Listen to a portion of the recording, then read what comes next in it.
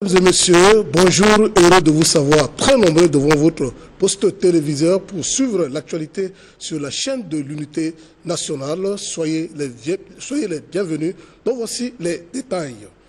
À la une de ce journal, la salle de conférence du Premier ministre a servi de cadre à une réunion de restitution relative au projet de loi portant l'organisation générale du système de sécurité intérieure en République centrafricaine. L'assise a été présidée par le Premier ministre, chef du gouvernement, Félix Molowa. On en parle avec Junior Maliavo et Mathieu Terence Ngoy. La sécurité est très importante. C'est dans ce contexte que le président de la République, professeur Faustin Archange Touadéra, lors des assises du comité de pilotage de la mission EAM tenue le 24 octobre 2024, demandant la création de l'organisation d'un système de sécurité nationale. C'est pourquoi ce comité regroupant plusieurs ressources œuvrant dans les domaines juridiques, sécuritaires et les experts a été mis en place pour rédiger un projet de loi cadre portant l'organisation générale d'un système de sécurité en République centrafricaine. Après plusieurs mois de travail, aujourd'hui le comité a présenté le projet. Plusieurs discours ont été prononcés lors de cette assise. Dans son allocution, le chef de mission EAM-RCA José Marquez Diaz souligne que ce projet est réalisé suite à la demande du président de la République. Pour le président du groupe de travail interministériel Alexis Duyabela, celui-ci a exprimé sa gratitude au gouvernement et aux partenaires pour leur soutien indéfectible pour la réalisation de ce document. Suivi de la présentation et la remise du projet de loi cadre au Premier ministre. En réceptionnant ce projet, le Premier ministre a félicité le comité et les partenaires car grâce à eux, la RCA disposera désormais d'une loi de système de sécurité. Je voudrais d'abord, avant toute chose, au nom du président de la République, chef de l'État, professeur Faustin Archange Touadéra, et au nom du gouvernement, remercier très sincèrement le chef de mission de l'EAM RCA pour ce travail. L'intérêt de ce travail, comme vous le savez, c'est pour pallier donc à l'absence de coordination lorsque nous faisons face à des contingences telles que les drames que nous avons connus au lycée Barthélemy Boganda et aussi les catastrophes naturelles qui peuvent survenir et qui doivent mobiliser les différents services. Il faut organiser ces services et voir qui joue quel rôle et à quel moment. Donc l'intérêt, comme je l'ai dit, c'est d'avoir un instrument juridique pour secourir la population en cas de contingence. Pour le chef de mission de l'EAM-RCA, celui-ci présente la motivation de son organisation à soutenir ce projet. La motivation, c'est toujours basé sur le mandat de la mission. Nous ne sommes là pour imposer rien, la mission est là pour soutenir les efforts et les demandes des autorités locales. Alors, cette loi, c'est un instrument juridique qui a été demandé par Monsieur le Président de la République, le chef d'État, professeur Faustin Archange Touadéra. Et comme nous savons très bien, c'est la planification qui est la base essentielle pour répondre aux enjeux. Si nous avons une bonne planification, si on fait les simulations d'exercice avec la base de la planification, quand les événements arrivent, c'est seulement de faire des petits ajustements parce que les mécanismes sont déjà préparés et sont pour se mettre en ordre. Ce document va être soumis au ministère concerné ainsi qu'à l'Assemblée nationale dans les jours à venir.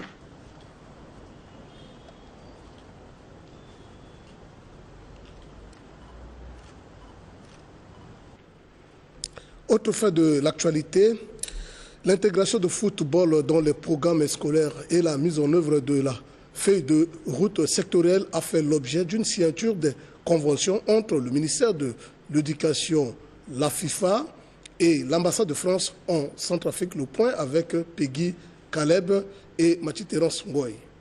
La première est celle de la Fédération internationale de football associée FIFA à travers la Fédération centrafricaine de football FCFB dans le cadre de l'intégration de football dans les établissements scolaires ainsi que la formation des enseignants dans ce domaine, ce qui explique la satisfaction du président de la Fédération centrafricaine de football. La forme que ça prend aujourd'hui est née ici en Centrafrique avec l'accord du chef de l'État que ce projet-là est lancé. Il y a beaucoup de travail derrière. Et nous aimerions faire du football un instrument de développement pour nos enfants. savez, aujourd'hui, si vous êtes le papa de Mbappé, vous ne devez plus avoir de soucis. Les Mbappé, nous en avons chez nous. Les Messi, nous en avons chez nous. Et dans la vision du chef de l'État, il aimerait qu'on puisse remettre en place les compétitions scolaires. Peu après, le numéro 1 de l'éducation nationale, Aurélien Simplice Kongwele Zingas, a apposé sa signature au bas d'un document pour la mise en œuvre d'une feuille de route sectorielle avec l'ambassadeur de France à Bangui. Nous avons une feuille de route qui a été endossée par les deux chefs d'État le 17 avril 2024. C'est une feuille de route sectorielle. Et dès que cette feuille de route a été endossée, j'ai fait le tour des ministères techniques pour leur dire qu'il faudrait la décliner en feuille de route sectorielle. Nous avons signé une première feuille de route sectorielle avec le ministère de la Santé, et bien ceci la deuxième feuille de route sectorielle signée avec le ministre d'État, ministre de l'Éducation nationale. C'est une feuille de route qui est consacrée à l'éducation nationale, qui définit 4 priorités pour encadrer la coopération française en ligne avec les autres partenaires du ministère dans le domaine de l'éducation. Je suis en train de faire le journal. Je vous rappelle après. Un instant que et la journal bien rappelé après. L'éducation apparaît comme la première priorité de l'État. Nous allons l'accompagner dans cette voie avec quelques thèmes majeurs qui sont la formation des enseignants. Il convient de préciser que ces accords vont développer de manière significative non seulement au département de l'éducation nationale, mais aussi au futur cadre du pays et les amoureux de football.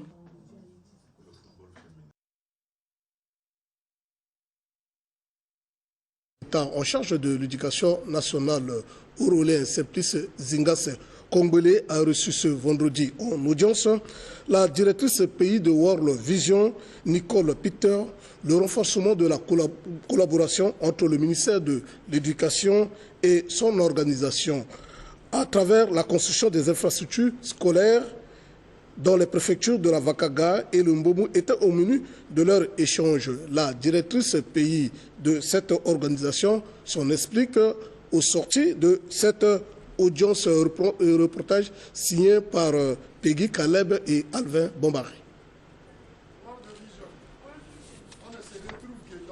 Une très beau rencontre pour discuter notre collaboration dans le secteur de l'éducation.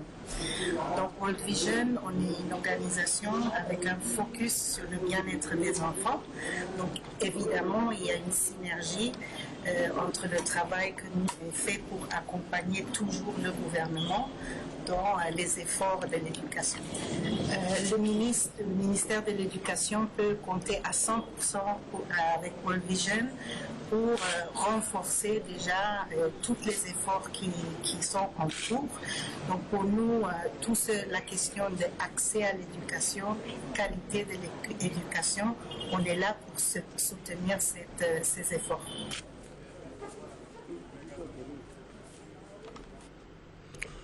Autre fait de l'actualité, après la première pose de pierre par le professeur Faustin Archange Touadéra, président de la République le 25 mai 2025, les travaux de réhabilitation du marché combattant dans le 8e arrondissement de Bangui vont bon train. Tel est l'objet de la visite du ministre en charge de l'administration du territoire, Bruno Yapandé, pour toucher du doigt l'état d'avancement de ces travaux. Le point avec Clotilde Diane Dibert. Après la réhabilitation du marché Pétivo dans le 6e arrondissement de Bangui, aujourd'hui le projet de construction des infrastructures marchands est sur le marché combattant dans le 8e arrondissement de Bangui. Ces travaux comprennent la réhabilitation du marché, le désengorgement de la grande chaussée menant à l'aéroport et la construction d'une clôture en balise séparant la voie et le marché. À cette occasion, le membre du gouvernement a éclairé la lanterne de la population sur le déguerpissement des dépôts illégalement construits sur l'autre côté du marché, ce qui constitue un différend entre les occupants des dépôts et les responsables du projet. C'est un travail remarquable que le prestataire est en train de faire pour réhabiliter le marché combattant. Vous savez, à un moment donné, on ne peut plus mettre pied à l'intérieur du marché. Et quand il pleut, c'est pire que ça. Et donc il faut redorer notre blason, donner une bonne image à notre pays. Et quand on sort de l'aéroport, il faut qu'on évite certaines situations de désolation. Et donc c'est ça, nous sommes en train de discipliner les commerçants qui sont ici, les occupants de cet espace-là destiné au marché combattant. Et qu'ici, là, personne ne peut vendre en dehors du marché. Donc tout le monde va rentrer à l'intérieur une fois les travaux du marché terminés. Donc on ne verra plus personne dehors et la brigade d'intervention et de répression fera son travail. Et également, les agents de sécurité et de défense veilleront à ce que tout le monde respecte ce que nous avons préconisé, imposé comme bien à nos populations. Il a noté qu'au cours de cette visite, le ministre Bruno Yapandé a souligné qu'il y aura réhabilitation de certains marchés de la capitale Bangui et dans l'arrière-pays. Toujours dans ce journal, l'Institut centrafricain des statistiques et des études économiques et sociales, ICASES, a organisé une réunion du comité technique intersectoriel du recensement le jeudi dernier en la salle de conférence de l'hôtel Ubangui. La cérémonie est relative est présidée par M. Moïse Zami, directeur de cabinet du ministère du Plan, représentant personnel du ministère du Plan et de l'Économie. Plus de détails avec Urgi Samo. Cette réunion du comité technique intersectoriel du recensement général de la population et de l'habitation est présidée par le directeur de cabinet du ministère de l'Économie, du Plan et de la population. Dans son propos, le DIRCAP a tracé des grandes lignes tout en indiquant que le recensement est une opération par excellence qui permet de disposer des données pertinentes. Le LICASES a l'habilité de le faire en ce qui concerne le 4e recensement général de la population, tout en garantissant une mobilisation efficace des ressources humaines, techniques et organisationnelles. Il est à noter que le 4e recensement général de la population et de l'habitation est en cours de préparation par l'ICASES. Le recensement, c'est une grande opération que l'ICASES, qui est la structure habilitée à le faire, va réaliser dans notre pays. Ce sera le 4e du genre. Et je pense que ce recensement est très important parce que ça va servir à tout le monde. Non seulement à l'État pour faire sa planification, aux entreprises aussi pour se développer et à toute la population qui veut s'informer sur certaines réalités de notre pays qu'ils peuvent utiliser dans le cadre de leur travail personnel ou professionnel.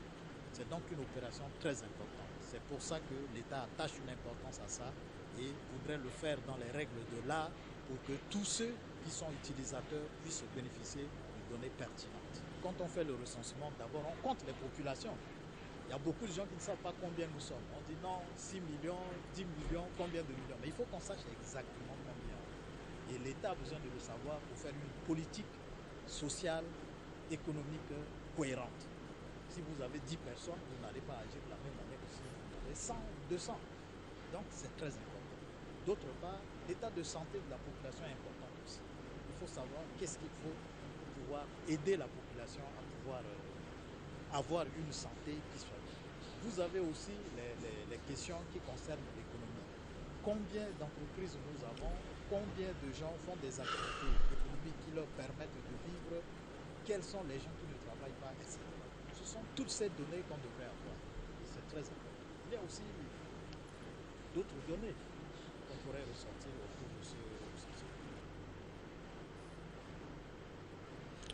Poursuivant ce journal, le Haut Commissariat des droits de l'homme, conjointement avec le ministère de la Justice et des droits de l'homme et la MINUSCA sur financement de l'Union européenne, ont fait don d'un lot de matériel comprenant des motos, des casques, des gants de protection, des tablettes et des ordinateurs au Forum des droits de l'homme et des bénéficiaires pour la protection des défenseurs des droits de l'homme en République centrafricaine. La remise symbolique a eu lieu le mercredi 30 juillet à Bria, dans la préfecture de la Haute-Koto.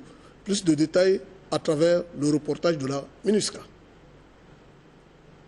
Le Haut-Commissariat des droits de l'homme, conjointement avec le ministère de la Justice et la MINUSCA, ont fait don d'un lot de matériel comprenant des motos, des casques, des gants de protection, des tablettes et des ordinateurs au Forum des droits de l'homme bénéficiaire du projet de protection des défenseurs des droits de l'homme en République centrafricaine sur financement de la délégation de l'Union européenne.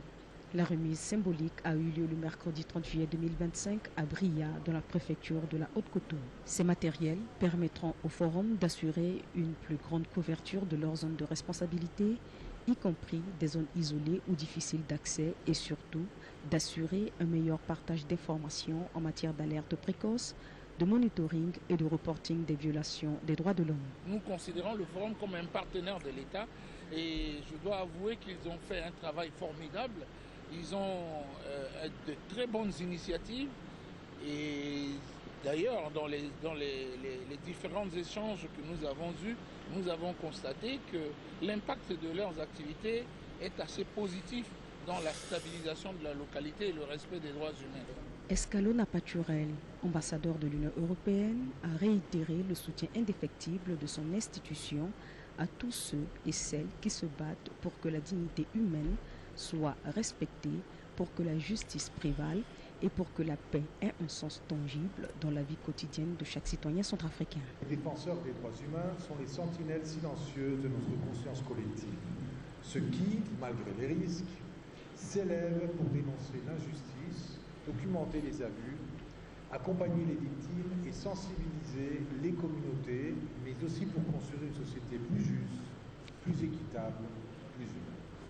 Le projet de protection des défenseurs des droits de l'homme en République centrafricaine a été initié le 1er mai 2024 avec pour objectif d'accroître la protection de la population, en particulier les défenseurs des droits de l'homme contre les risques des violations des droits de l'homme, conformément à la politique nationale des droits de l'homme. Il était important d'être ici à Bria parce que c'était aussi un moyen de reconnaître l'action inlassable et courageuse dans la promotion et la protection des droits de l'homme, non seulement des défenseurs et des défenseuses des droits de l'homme, mais également des autorités qui sont représentées ici. Pour le président du Forum des droits de l'homme de Bria, Albert Walinga Fignit, cette dotation marque une étape cruciale dans l'avancement de leur mission d'accompagner l'État dans son obligation de protéger, de promouvoir et de respecter les droits de l'homme. Ce geste symbolique résonne comme un appel à poursuivre avec foi et rigueur notre mission. Créé en 2018, le Forum de Bria a mené plusieurs actions grâce au soutien de la MINUSCA et du HCDH qui, grâce à l'appui de l'Union européenne, a acquis un certain nombre de matériels pour renforcer ses capacités opérationnelles. Et enfin, la validation du bureau de la branche et sous-branche de l'Organisation des femmes centrafricaines OFCA du 8e arrondissement a lieu mardi dernier. La cérémonie s'est déroulée à la mairie du 10 arrondissement en présence de la présidente nationale Anne Yindoa. Reportage signé Erudus Kwengouya et Africain Amolo. Plusieurs femmes de l'Organisation des femmes centrafricaines, en abrégé OFCA, venues des différents arrondissements, étaient présentes à cette rencontre qui est de valider et présenter les membres du bureau des branches et sous-branches de l'OFCA du 8e arrondissement de Bangui pour que ces dernières accomplissent leur mission qui est de contribuer au développement de la RCA, en particulier du 8e arrondissement. La présidente nationale de l'OFCA s'en explique. Cette installation montre que voilà, il y a une activité au niveau du 8e arrondissement parce que les femmes se sont mobilisées il y a longtemps. Elles voulaient renouveler leur bureau au niveau du 8e arrondissement A et 8e arrondissement 2 parce qu'il y a deux groupements au niveau du 8e arrondissement, ce qu'on appelle branches. Nous avons déjà validé les branches du deuxième groupement. Aujourd'hui, nous sommes là pour valider aussi le bureau de la branche du premier groupement ainsi que les sous-branches qui vont travailler dans les quartiers.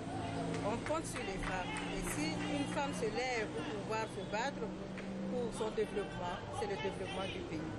C'est le développement aussi de l'entente, la cohésion sociale, etc. Et on a compris qu'à un moment donné, il faut qu'on puisse renouveler, redynamiser les bureaux des branches, des arrondissements redynamiser les bureaux des sous-branches dans les arrondissements. Et ce que nous sommes en train de faire aujourd'hui dans le 8e arrondissement, nous allons le faire partout dans les arrondissements de Bangui et même en province. On a déjà mis le bureau en place en 2017. Aujourd'hui, nous sommes là pour redynamiser parce que les présidents des sous-branches ont compris que voilà, il y a eu des cas de départ, etc. Et il fallait redynamiser les bureaux. Ce qui nous a amené ici à pouvoir confirmer ces bureaux qui sont élus chez les chefs de village. Les chefs de village étaient là et c'est dans leurs quartiers respectifs qu'ils ont pu élire les pairs. Et aujourd'hui, nous sommes là pour valider ces bureaux.